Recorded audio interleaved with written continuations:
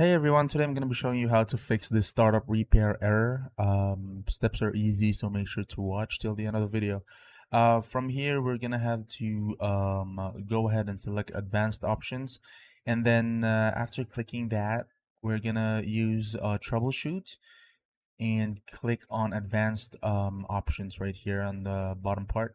Now from here, just click on uninstall updates and try both options here: uninstall latest quality update and latest feature update. If that doesn't work, we're gonna go ahead and go second step and click on startup repair. Now you can have to wait for a few minutes after it starts repairing. So if that doesn't work, we're gonna go ahead and do the third option that we can, which is the command prompt. So from here, we're gonna enter some up commands. So for this first command that we're gonna enter is a chkdsk, and click on enter. This is gonna check your PC, and after it's done, sfc space / scan now. So just gonna enter that command.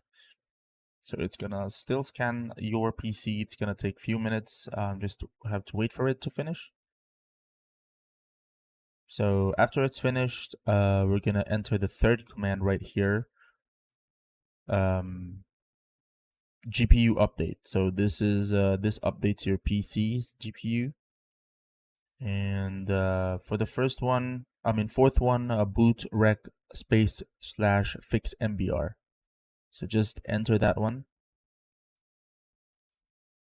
Right, so it says completed successfully. And for the fifth command that we can do is boot rec space / fix boot. So when you hit enter, sometimes it says that the access is denied. So that doesn't really, matter. Just have to enter that and just type on exit. Now you're just gonna have to check if the methods worked, and by clicking on continue right here. So from here you can see it's loading. It's actually working. So make sure to like and subscribe, and see you all in the next video, guys.